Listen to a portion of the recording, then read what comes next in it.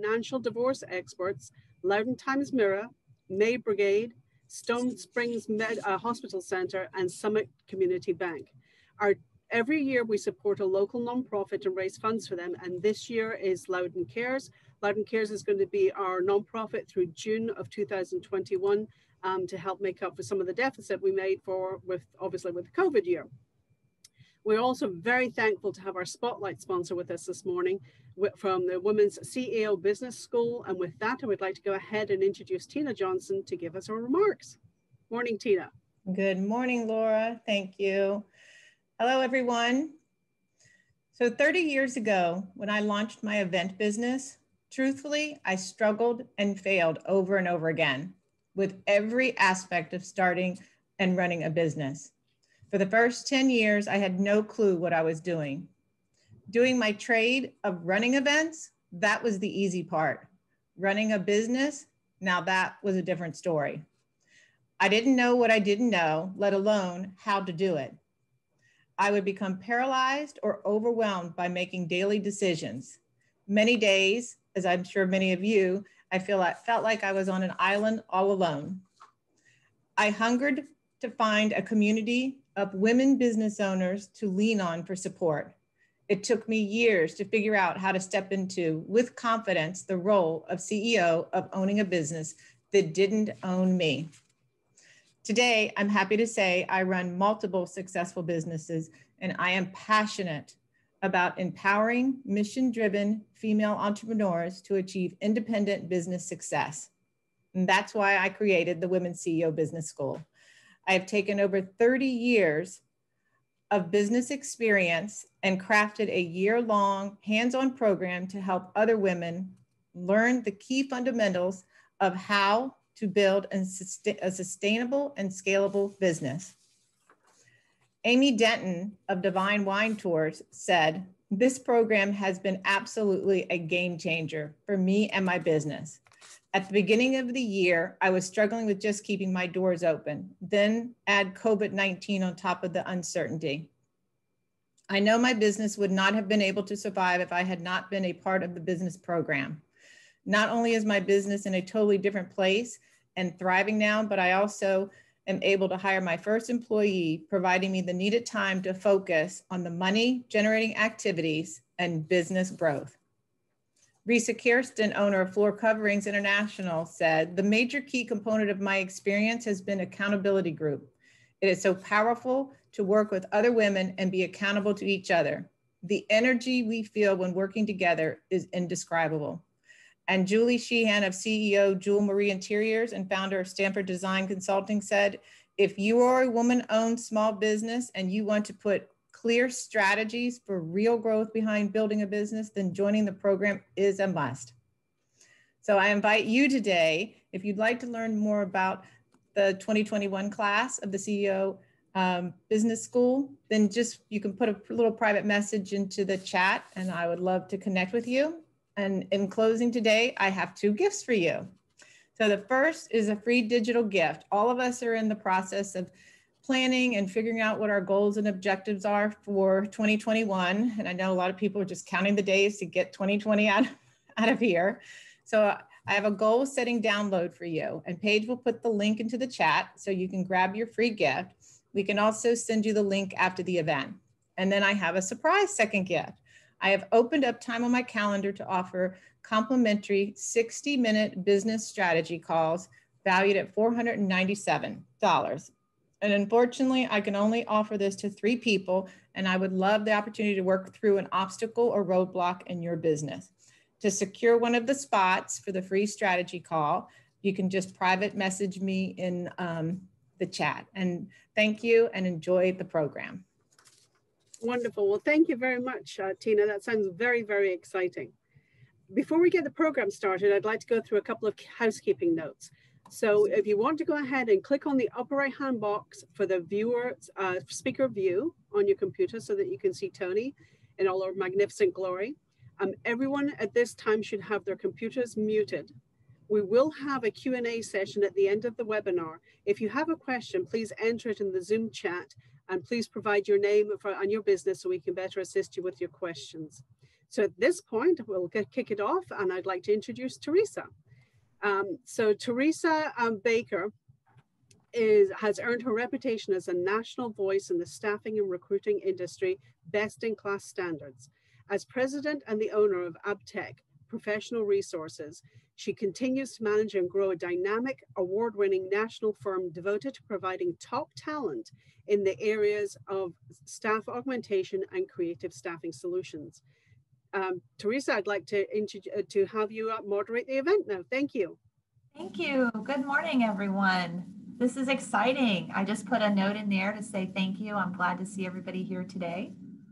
So did we get Toni on? Is she here? Toni is on. Hopefully you can see me. We can. Hi, good morning. Thank you for joining us. So I am going to introduce Toni, but first I'd like to, again, thank everybody for coming on.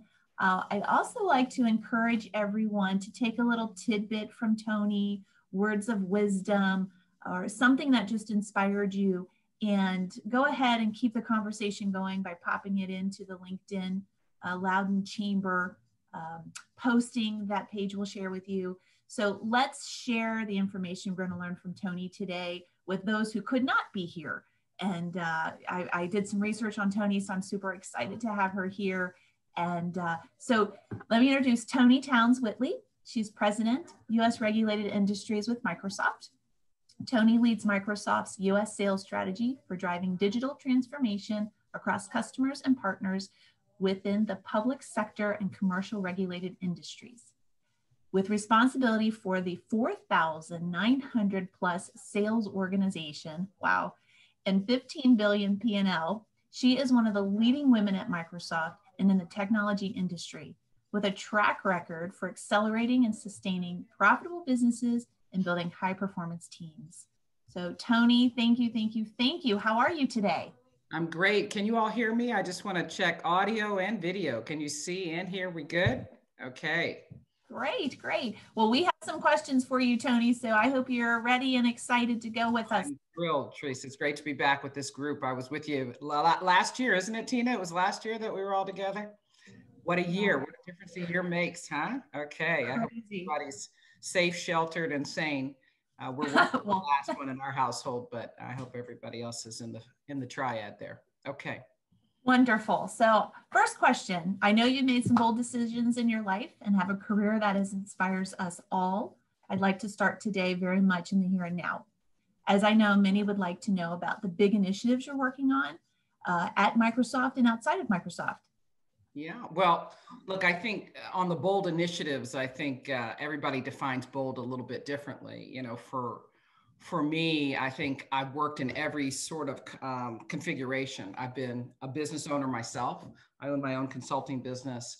I was at home with my children as a active mother at home. And I respect that community. And we did a lot in that space in my season of my life then.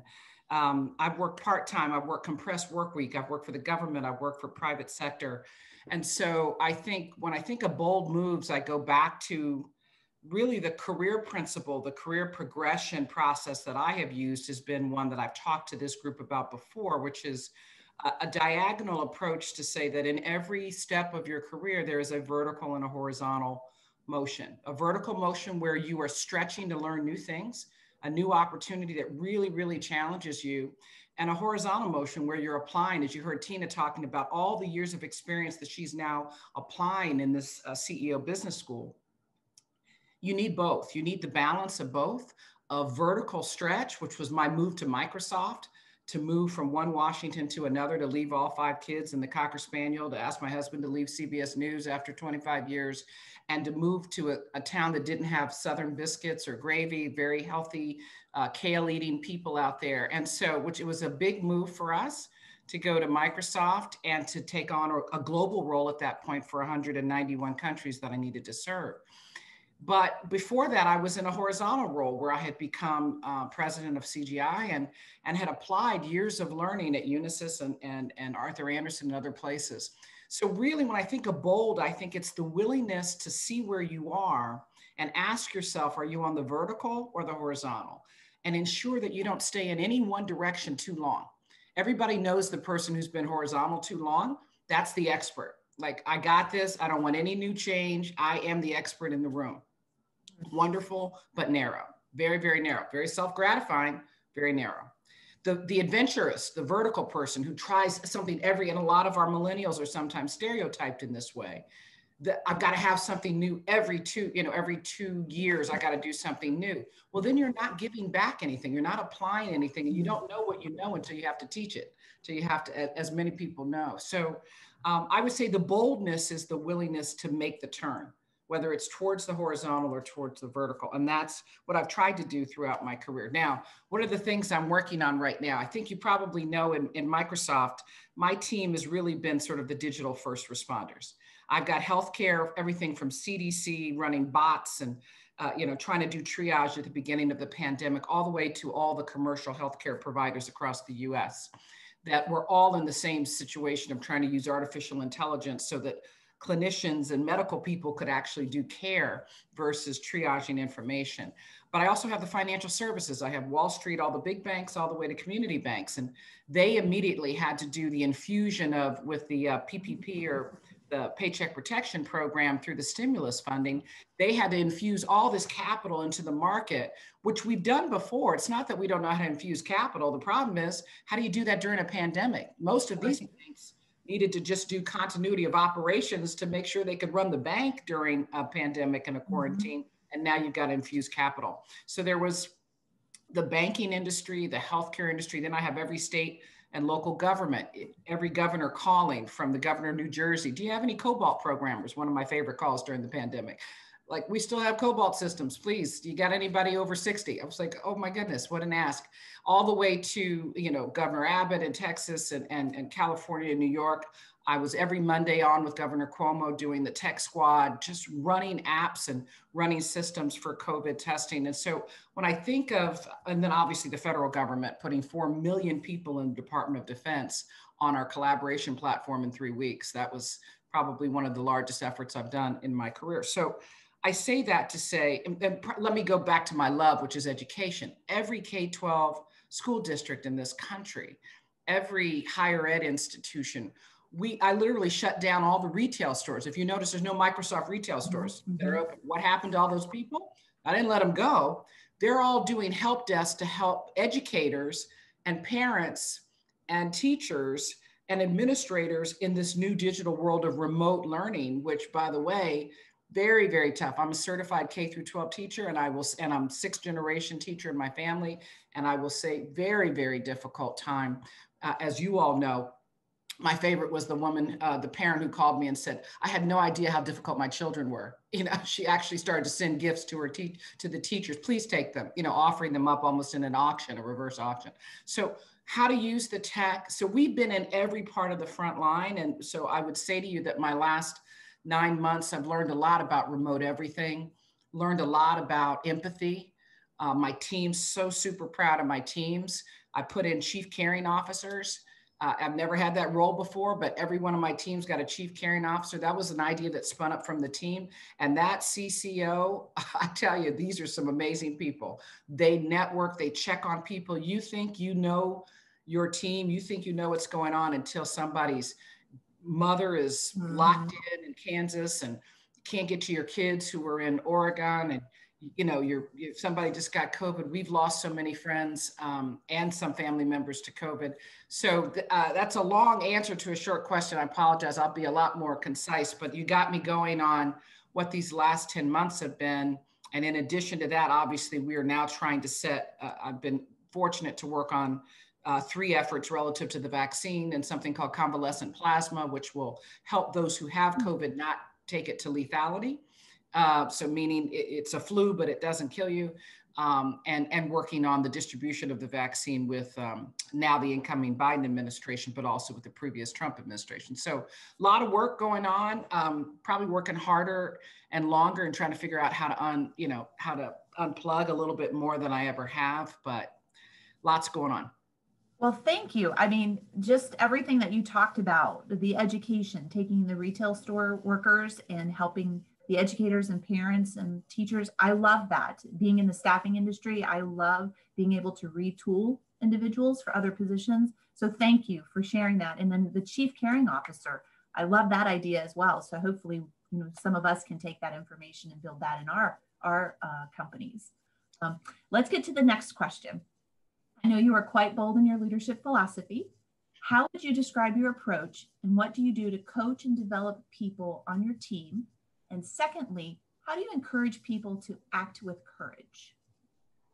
So, look, I think in terms of leadership approach, and I've shared this previously, I'm a big fan of core values. I'm a big fan of establishing them early in your career because they really matter when you hit the challenge to your values. And you can't start spinning them up in the midst of challenge. You need to spin them up when you are purposeful and intentional and thinking about what's the legacy you want to leave. And I always think of it in that way. And so I have some pretty set core values. My teams know them around surgical feedback. I'm not one who gives the mamsy-pamsy feedback, like, I'm not sure what she said, or the happy feedback. It's not too bad. As a teacher, you're trained in PTA sessions to start with something positive. What a wonderful child you have before you go to and we've got them locked in the closet for a reason, that you kind of learn real quickly how to start positive. And so I do start with all of the positive. I don't do it just because I'm giving people a time to get to the negative, because a lot of women, unfortunately, and I see this more so in my women employees, they're waiting for the negative. They're like, give me the developmental. In fact, they get upset if it's too positive. They're like, what? No. I need to know what I need to learn, because what they haven't figured out, which every teacher knows, and I've had the chance to teach gifted and talented and special ed. And I would say the two ends look very similar. I just want to say they look very similar. And here's what's similar. When you learn how to exploit what you do well, that's just as effective as fixing what you don't do well. And many people want the developmental feedback, but they don't want to know how to exploit that which they do well. And I actually find some of my female colleagues struggle with this. And so I spend a good bit of time on surgical feedback. I'm also one on purpose-driven tech, or purpose-driven. So everything that we do in technology is not the end, it's a means to an end. And so if we're not having a social impact that's distributed across all people, particularly those groups that need it most, you're going to see me weigh in. My team knows that, what we call social impact selling. But also about this idea about boundaries. I'm deep on setting boundaries, personal boundaries. And so at the end of the day, that's why no one asked me about balance, work-life balance, because they know if it was on a scale, they will always lose against 5 kids, 7 grandkids, and Big Papa, my husband, and my parents. I'm a 4-generation family. You'll always lose if you're on the balance. But do I integrate? Yes, I integrate in all aspects of my life. And so setting some really clear core principles about who you are, and then sharing that with your team. The team, obviously through some of the things we've experienced over the last few months, a lot of conversations around what it is to bring your whole self to work, what it is to be authentic, what's the lived experience of a Black woman in this country, in corporate America, and a lot of myth busting around, hey, Toni, I'm sure that doesn't happen to you, given your title. Like, oh, guys, please, gals, please. Absolutely. Every day, microaggressions. Don't assume they're not happening. Just know that I manage them differently, sometimes with humor, sometimes with direct conversation, sometimes private conversation. Sometimes I let it go and just document it in my journal. Hey, that's happening to me all the time. So I think it is about that setting of the core values that you have. Now, we do a lot. We have a huddle every week with my teams. We do a lot of check-in, check-out. I've been a choir director for a long time. So to sustain a note, you got to do some staggered breathing. And so we do a lot of staggered breathing. People can tell me, hey, I need a day here. I need an hour there. I do put the onus on my team to learn what they need to be successful and to articulate that. It's not me to know everything that's needed, but it is for me to ask the question, to listen, and to engage. And then just finally on this issue of courage, boy, the last 9 months we've had a lot going on. Let's just say we all have. And for many of us, I'm sure for you all, you feel like you're always on. When your office is your home, then you never get away from the office, and you have to set some boundaries. And I would say that for my team, the combination of the pandemic and quarantine and then the George Floyd moment for many of them, as well as, quite frankly, even the natural disasters, it all started to compound for them. It all started to compound. It reminded me back when I was at Arthur Andersen, and Arthur Andersen went away as a company that nobody ever thought would go away in the same time frame as 9/11. So two things happened in my life. Arthur Andersen, the job I was working went away, and and a plane hit the Pentagon. I was like, this could never happen so I know what they're going through, these ideas of things that don't seem to all come together. And so courage has really been around this idea of really understanding the safety net. My parents raised me with this belief that they could push me really, really hard because they'd never pushed me further than the safety net they were willing to provide. And when your teams know that there is a safety net doesn't mean that you never lose your job. Safety net doesn't mean a performance management safety net. Doesn't mean you don't have to perform. It means I got you. I've got you, even if that means outplacement, even if that means next step. I've got you, which means I can push you. And because I've got you, I push you. I don't push further than the net. And so that's what we've been talking about. That's hopefully built some more courageous behavior and activity. We also applaud courageous moments. We call them ugly meetings. You know, when you're in the meeting, everybody wants the meeting to be pretty and finished with a beautiful PowerPoint slide. And you know you're not really done with this topic. You know it's not that clean.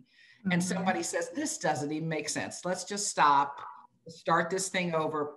They always get applauded in my teams because we call it the ugliest meetings are the best meetings, right? Where you get real and the meeting happens there and you scramble and you rumble versus you walk out, everybody's polite, and then they all get passive aggressive in their little IMs and texts. Exactly. Well, I love exploit what you do well, because I think as women, we're not good at that. We just do our jobs, we get it done, and we don't share with anybody. But men, my husband called the other day and said, oh, I let the chickens out this morning. Well, good for you. I do it every other morning. So appreciate that. I know. And my husband's waiting for compliments that I don't even understand. He's like, did you see what I did to the deck? I'm like, what? What are you talking about? I just paid taxes, ran what the deck? I hear you. Exactly. And I love what you said about integrating work and personal, because everybody always talks about a work-life balance. I've never found it. And I love family first, but you integrate that with your business as well. And I think that's important. I love the myth busting and also the safety net. You're right. I got you. That's what we need to let our staff know. So I love that as well. Next question, diversity inclusion. They're big focus areas for companies, big and small, and are in hyper focus during this time of social reawakening. Where can we work collectively to break down bias of any kind and ensure that people of all backgrounds have an equal opportunity to do their best work? No, I mean, look, it's a big question. Obviously, Microsoft and my teams, and even I spent a lot of time with our CEO Satya on this topic and helping him and some of our leadership teams sort of frame their response. But look, I mean, I just want to break it down for you because I have to be really transparent here. My first reaction was grieving, and I needed some space to grieve, but it's not a new grieving. And the fact that it was new for people created more grieving for me, right? So for many people, the George Floyd type moment was some awakening. But for most people in the African-American community, particularly in the US, that is not new. And in fact, it's just another drumbeat that just brings you down to a level of how long are we going to have this conversation? And so you started to see, I also felt a little bit outed, if I can be very transparent with you. There are a lot of conversations that happen in the African-American community that don't happen in the broader community. So now all of a sudden people were asking me questions and I was sort of stepping out of the community to share real things and I was feeling a little self-conscious. I then also felt like a Sherpa for people, right? Like I was everybody's best Black friend, right? Please help me understand what's happened for the last 200 years in this country. I'm like, hey guys, do your own work. Let me send you a reading list. Please go look at these 12 movies. Go read these 7 blogs. Great work on anti-racism. Great work on white fragility. Great work that's been done. Please do your own work. Don't load it on every Black person you know because they're trying to deal with their own and they can't really be your Black advisor, right? And I had to say that in very clear terms, because I was really going through my own grieving process, but I also was galvanizing. So I was moving from, which is the process that I think most people, my background, my parents were civil rights activists. My grandfather has written, he and Martin Luther King Sr. desegregated most of the South. And so I come from a family of civil rights, but I will say this, the learning journey has to precede the action. The bias to action and go making something happen, I understand it. Like, I'll be honest, one of my peers said to me, I am outraged. This has to stop now. And she's like, I couldn't even sleep this weekend. So Toni, what are we gonna do? And I said, hey, I want you to stop for a minute, and next weekend, I want you to feel outraged. I want you to feel powerless, and I want you to feel outraged. And the reason I want you to stay in that emotion is I'm 57 years old and I've been outraged all of my life. And oh, by the way, I'm 10 generations in this country. So the fact that you had one day of outrage and you're ready for action also shows the privilege that you assume, and at that point it was a white woman, that now that I'm upset, we're going to address this issue. I said, do you understand what you're communicating to me? That as long as it was in my community, it wasn't real. Hey, I didn't even know about it, but now I've got that. So you have to be aware that there's an education process that gets yourself smarter and reaches out with great, great curiosity. Curiosity is that overlapping thing that brings us together. There is no bad question when you are genuinely in curiosity. And when your heart is there that says, many people reacted to George Floyd calling for his mother. Like, how many moms just said, when I heard him call for his mom, that's where it broke me. It just broke me right there. Mm-hmm. It doesn't mean these issues are simple or straightforward. And then how do they show up in the workforce? What should you talk about? What should you not? Nobody knows. Should I bring this up? Am I offending? Everybody's doing this dance because they're not sure what to say. And what I've said to people is allyship is huge. There's so much work really being done on how to be an ally for people who are outside of your group, outside of your maybe gender, race, or orientation, and how to be an ally for those individuals. Being an ally doesn't mean being their best friend. It doesn't actually mean calling them out in a meeting saying, Toni, I'm here for you, Toni. No, don't make me self-conscious. Please don't do that. It's about, let me give you one specific example. I have microaggressions all day. And I've had them all my career. Many of you have. All women, I would argue, in the workplace have had some microaggression. Mine start with, are you really that smart? They challenge my expertise. They're surprised in my role. If I'm with anyone who is not Black and female, they assume they are my boss. When I travel, that all of my teams are used to it. Everybody, everybody goes to everybody else and says, who's this lady? And they're all shocked. They're like, no, we work for her. Why are you sitting in first class? Why? We can just go on and on and on. Let me speak and summarize for Toni. I was like, hey, English is my first language. I think the whole subject verb thing is working. Anybody have a problem with that? So I will use humor and some light ways to help people understand the microaggressions, but sometimes it goes too far. And I think one of the things we have to be willing to do as allies is not have the woman in the room or the woman of color in the room be the only one who calls out the incorrect behavior. What happens when somebody, I have a white female colleague, and we were in a meeting, and there's some very, very racist undertones in the meeting. But it was like, but not Toni, but the whole group, but not Toni, because Toni's so this and that, which is just absolute BS, as you know, won't buy into that at all. And she stepped in and said, you know what? This has offended me. She didn't call me out. She said, this offends me. I'm not going to put up with this. This is not how we see individuals. This is not our core value. That's what allyship looks like when you see somebody being stepped over in the market. And I just will say this to the women on this call. Please know that there are a deep, long history of challenges between Black women and white women in this country as well.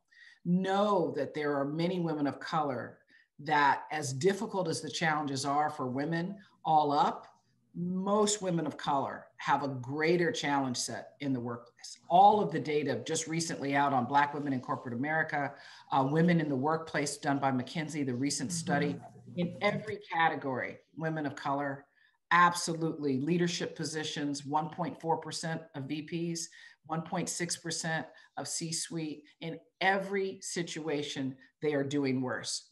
And sometimes when we talk about gender, we're really talking about white women. And they know it and they feel it. So the empathy that could be there, just the acknowledgement that when we talk about, hey, sister solidarity, it's not the same for Black women. It's just not. And sometimes they may see your unwillingness to call that out as being complicit with what's going on. So I'm going to share that with you because most people don't share that. Mm-hmm. And I just need you to receive that not as criticism, but as an opportunity to learn and to connect and to heal some of the deep schisms that have been in our country for many, many years. I'm sorry, I probably went way off of the topic there, Threase. No, everything. You shared so much information and I take a lot of notes. It's just my nature because I have a horrible memory. So I like to remember what people said. And I would love for you if you could share your reading list and your movies. And sure, I will. I can forward it. Yes, I do. I have a reading list and a movie list and a podcast list. Yeah. I'd love to see that because I would like to share that with my staff as well. I love that it's a learning journey because you're right. And the gender and all females. Mm-hmm. I love that. And I'm not sure, I think Tina mentioned to me that you had a quote, hopefully it was you, where there really isn't a glass ceiling, but it's whose shoulders you're on. Oh, no. That's actually a title of a book by Becky Shamba. And I said, it's not about the glass ceiling, it's about the sticky floors. And that was Becky saying, we hold ourselves down as well. Yes, there are ceilings, but we need to identify those blockers in our own thinking, our fixed mindsets that hold ourselves down. And she wrote a book years ago that was it changed the way I started to see myself in the workplace. Yeah. I love that. But I also kind of like, don't worry about the glass ceiling. It's whose shoulders are you on? Yes, exactly. I like that. Yeah, I hear you. Well, there's also something we call glass shoulders in the community. And I say I think in women of color, there's a conversation about glass shoulders. What that means is it isn't about glass ceilings. The people who hold you down are not some sort of halo group. Mm-hmm. A lot of people are comfortable as long as you are at their shoulder. But once they see the talent that might outstrip their capability, you'll start to see the blocking behaviors, right? The constraining behaviors, the negative feedback, those who feel threatened. And how do we operate when we feel threatened? And that's why allyship is so important, because this is where it really breaks down as to, are you willing, even if it costs you personally, even if you're not moving on the fastest track, to see that talent and say, go, go, go. I'm going to throw some chips on your side of that table. I'm going to make sure you have a voice. One of my favorite things that's happening is Share Your Voice. I don't know if you've watched the movement with very senior women. I'm trying to think, celebrity women, trying to think of some of the celebrities who've done this. Oh golly, you all know her. She's part of a famous singing family, but she's an actress. Oh goodness, I can't get the names. But just some famous celebrities have provided their voice to women leaders, women business leaders that would never be known to anyone. And they've literally, I know the Kardashian, that whole family has done it, but there are some other celebrities as well. They've just given them their Twitter feeds and their handles. And all of a sudden they're like, hey, I'm just going to share my voice. I'm going to share my platform. That's what I'm talking about. That kind of allyship, when you share your platform for somebody who, quite frankly, has a bigger battle to get to that level than you did. Wonderful, wonderful. So I think we have time for one more question before we go to Q&A. Sure. And this is, I love this question. What has been the most unexpected realization along your journey, which you wish you'd figured out earlier in life? Whoa. How important Merlot is to my journey was one big awakening.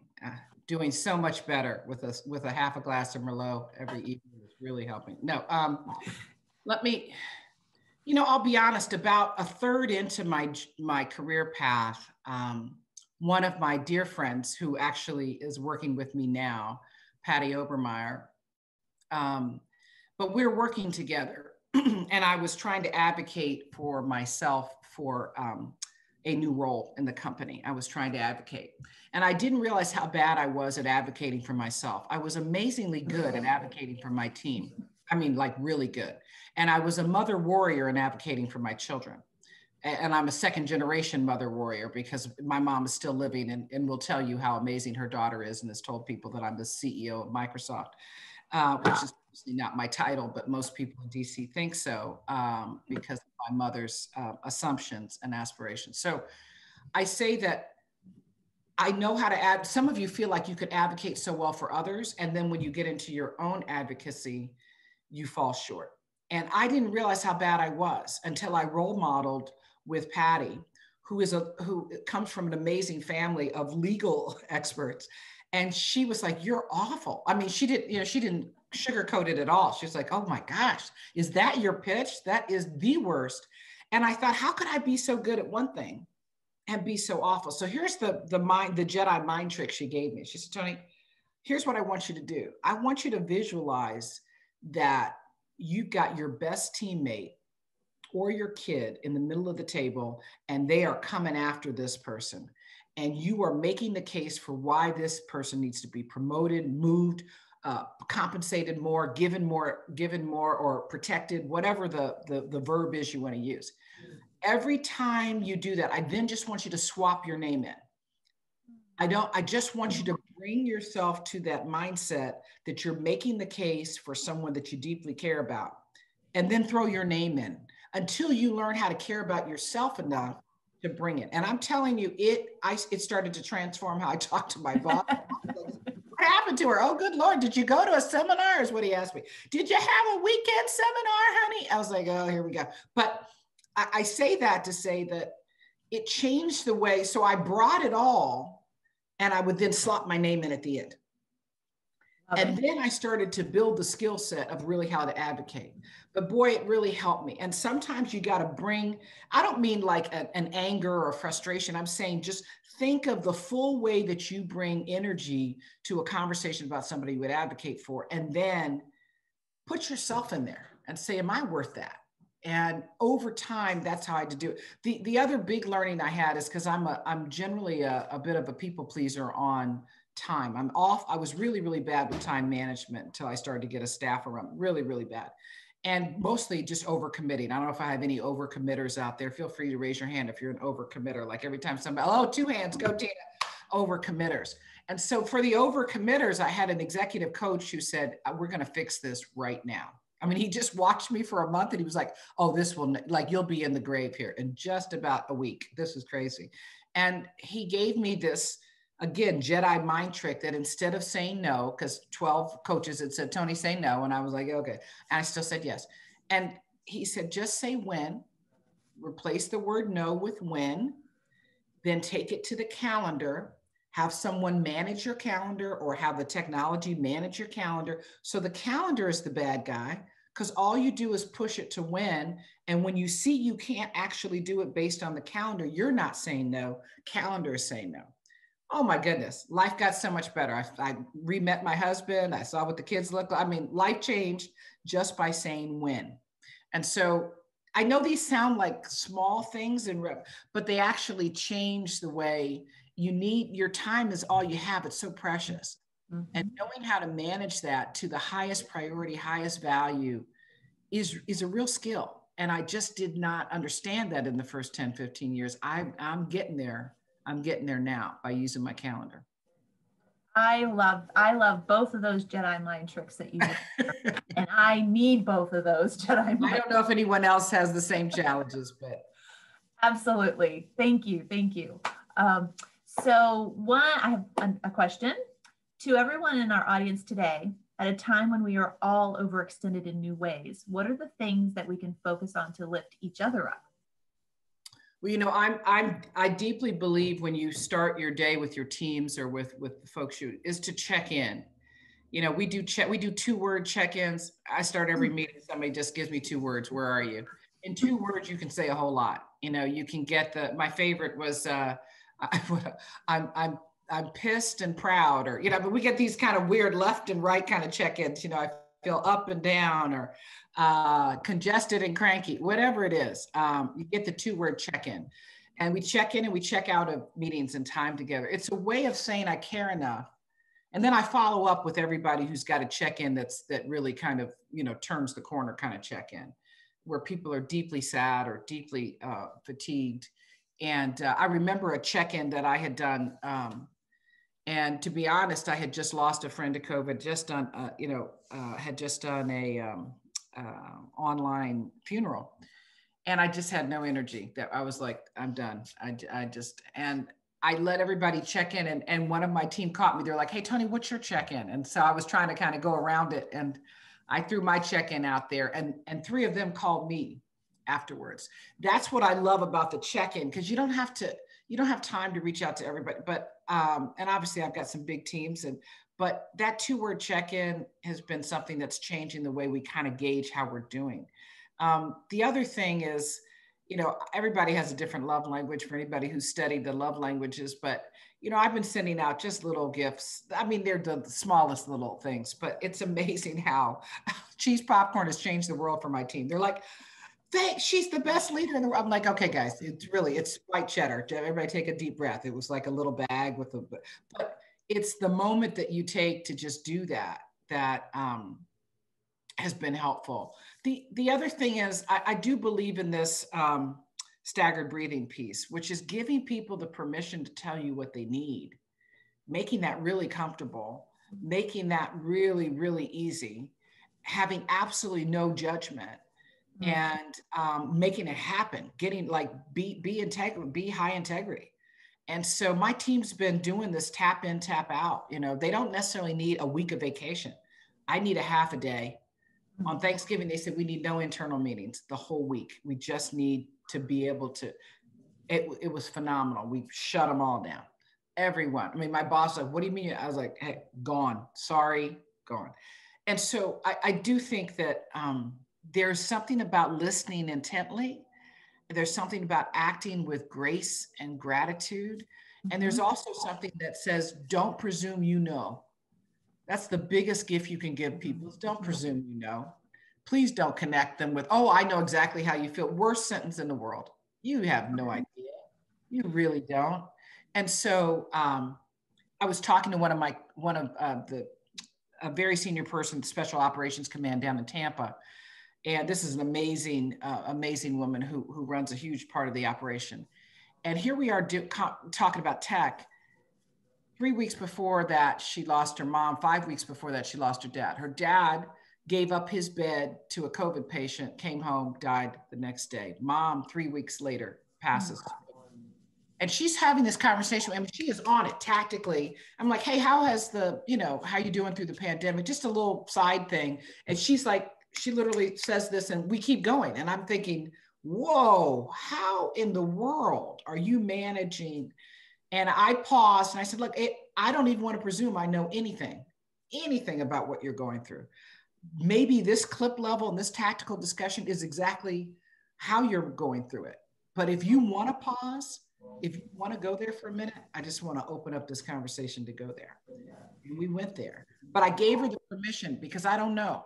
And that's what I'm saying. Giving each other permission and space is huge. Women do this very well, by the way. When we're on it, we do this really, really well. Still coaching my sweet husband.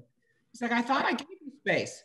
I only have a short list of things to do. I'm like, oh, okay, list or not space, dear. That's not, he's not getting there.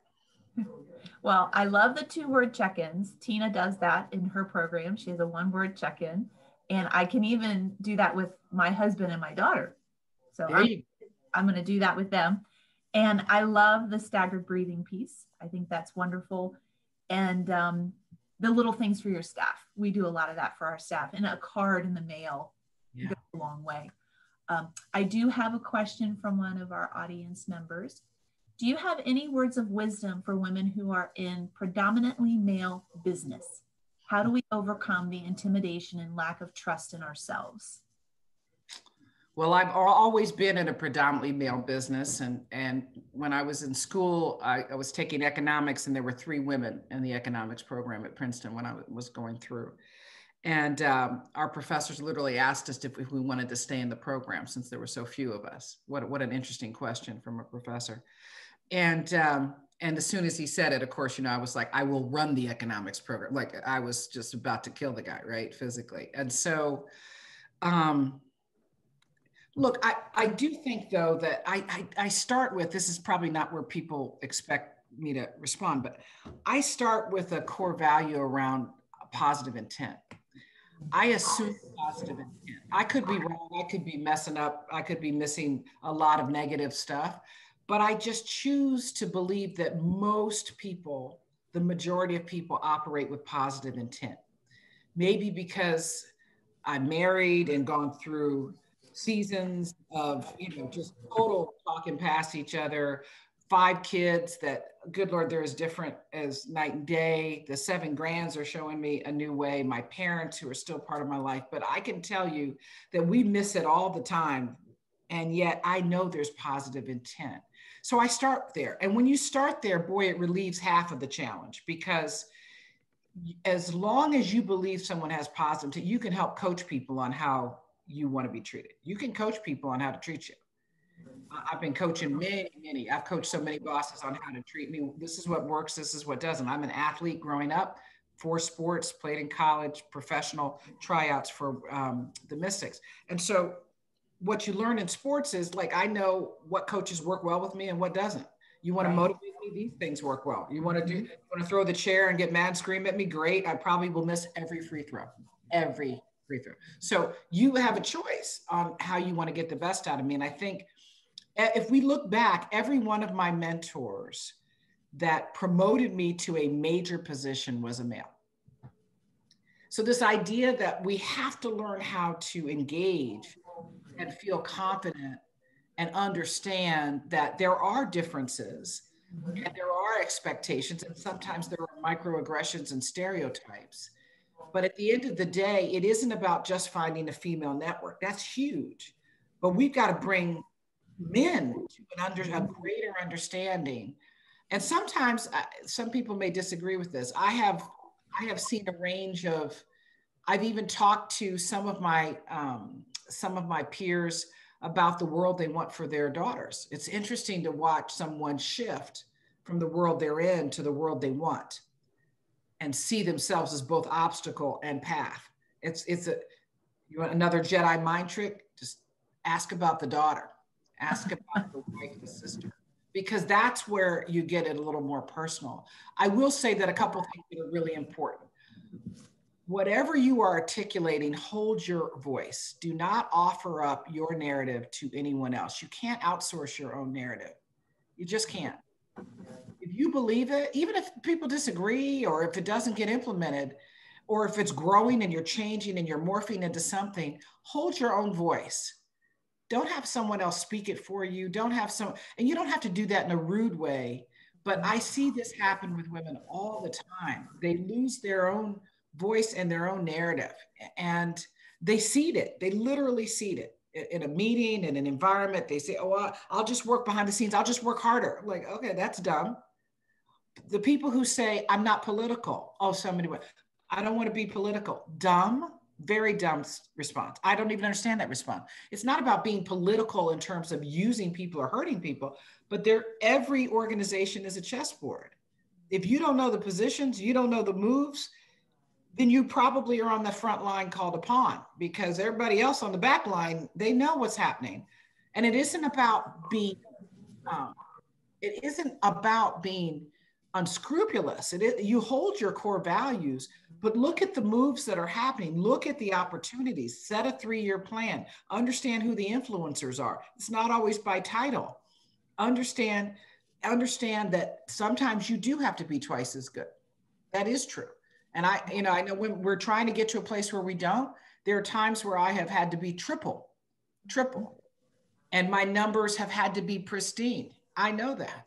So I don't sugarcoat that. I just come in assuming that. Am I trying to change it, chip away? Yes, but don't come with 50% performance thinking you're going to get there. You usually have to have 200% performance to get there. But when you get to those points where you have performed, ask for what you want. Articulate what you want. And if you don't know, say, hey, I want to know more about what's out there so I can get to an articulated position of what I want. So I now need to get the landscape view. So whether it's, I know what I want pinpoint, or I'm landscaping so I can learn what's out there, ask for it. And when somebody says no, ask again. I just want to see more persistence and the resilience in this environment, because it is hard. And there are times, and of course, everybody needs a network and a peer group that they can take a deep breath in community. And this is what this is. This is in community. And there's outside of community, but in community, we can get real about some things. We don't have to explain things to each other. Like, you know exactly what I'm talking about, Kathy. Jen knows exactly what I'm talking about. Tina knows exactly. Angie knows exactly. Laura knows exactly. I don't even have to finish the sentence. I say, it's like, name that tune. I say, he said this, and you guys are like, blah, blah, blah, I know the end. You've been there. So we need in community, but you need broader community. You know, I appreciate that. And I know when I was on my first board position, I would be in board meetings, mostly men, and I would make a statement or offer my opinion, and it was silence. Mm-hmm. And so I went home to my husband extremely frustrated, going, they're not listening to me. I don't, you know, maybe I'm not conveying, or it's a stupid comment. And his response to me was, make your statement and then ask somebody on the board, a friend or a peer, what do you think about that? Yes. Engage them. Yes. Get them to confirm it, but it's still yours. It's not, let me summarize for Teresa. This is, hey, here's what I heard, and now build on it. Challenge people when they get, I used to make statements, the same thing, dead silence, right? Or the nice, nasty. Thank you so much for offering, Toni. Thank you so very much. Moving on, and we're going to go to the next section. I was like, oh, sometimes, and you know, every once in a while you learn the culture, and I remember stopping and saying, hey, before we move on, who thought that statement I made was just phenomenal? Was it on point? Let's get hands. And be like, oh, no, no, no. But you got to have a few of those moments, because the question is, what are we so afraid of? So what happens if you fall on your face in that moment? You know, I come back to Big Papa, 5 kids, 7 grandkids, 2 parents who think I, you know, hung on a cross almost. I mean, they like every day, she's the best thing we ever created. Of course, they tell my brothers that too. So they think we're not sharing, but ultimately, you need to have a small, Brene Brown and I've been working together. I don't know if you all have seen some of her work on Dare to Lead. She's been working with my team. And she talks about this little 4 square, this, like the people that truly matter to you, their opinions matter. You could fit on a 4 square piece of paper, like put their names down. Because at the end of the day, when you get in the arena, there's folks with cheap seats and there's folks with box seats. And unfortunately, we spend so much time worried about the cheap seats. And here are the people that you really love and care about. They're in the box seats. And we're all concerned about, can you believe that woman who I don't even know, and I can't remember her first name or what she does, but she thought that I wasn't articulate in the meeting? Like, and do we know her? And will we ever see her again? And do we really care? No. But I do care about that mentor of mine who's been with me for 20. I do care about that protege of mine. I do care. So this is about balancing box seats and cheap seats. And boy, I don't know if you all do it. I will spin like a wheel, rethinking the meeting that I screwed up, or I think I screwed up. Does anybody spin? I just literally, it's like a blender. I call it the rotator cuff thing. I mean, it's crazy. My husband, are we still talking about it? Like, I'll go 3 days and I'll be making an omelet. I'm like, I should have checked him right there. And I'm like making that, he's like, what, are we still talking about anybody spin? Like, I'm a spinner. People talk about spinning exercise. I spin like all my little faults and failures, and learning how to not spin, learning how to not spin. So I just say that to just try to keep it real, that we're going to have those moments. And Teresa, I love what your husband said, because what a great ally moment for him. Yes, you're his wife, but he's also, that's allyship to say this, because what he's telling you is what a lot of men, how they would engage. You know, I asked my sons, I mean, remember, I'm in tech, so all the guys I'm talking to are like, 25. So I asked my sons to coach me. I got reverse mentors all day. They are very tough. All my mentors in the 20 to 30s. Oh my gosh. Totally, you're off. They don't even try to help my ego at all. They're like, cut me. But it's great to have reverse mentors. You go get a mentor who's 25, whoo, you're going to learn some stuff about yourself. Love it. Well, Toni, this has been fantastic. I love you. I was so excited to be able to ask you questions and learn. And now I have to turn it over to Laura so that she can bring us home. Okay. Thank you so much, Threase. Great questions. Thank you, Threase. Thank you so much, Toni. This has just been fantastic. I've been looking forward to it for months and months and months. I'm very cognizant of your time, so we have 2 quick questions if you wouldn't mind taking them from our audience. Andrea Winey has the first one. So for those who sort of are working their way up in their careers, can you expand upon how you explain to your boss, higher ups, even those equal to you, how to treat you? How to treat you. So you have to know what motivates you. So first of all, do your own homework. I am motivated by X, Y, Z. You know what kind of, how you work in a team, how you attack a problem. I tend to be what I would call a horizon 1, 2, 3 thinker. So if you only have me on horizon 1, I'm always going to be thinking horizon 2 and 3. And I'm a deductive thinker. So I'll start at the end and work backwards. And so generally my proposals will not be the current state. They will be where we're trying to go and work backward. Know those things about yourself, about how you work, how you produce, what you define as success, how you paint that success. And that's what you share with people. These are the things that help me generate more revenue. These are the things that help me build a team.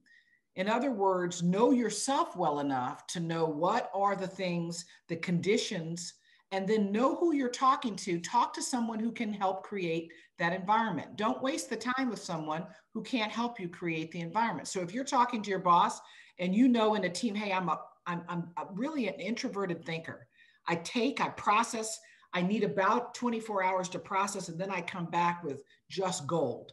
But in my team, I've got a lot of fast talkers, and what I need you to do to bring out the best of me is to give me that 24-hour window, to not take every suggestion in the middle of the meeting. Let's take 24 hours and come back. Of course, there's some decisions that are urgent, but most of them are not. Allow me, that's the best way I engage. It's the ability to know yourself, how you think, how you perform, how you produce, and share that and find the aligned outcome that you're looking for.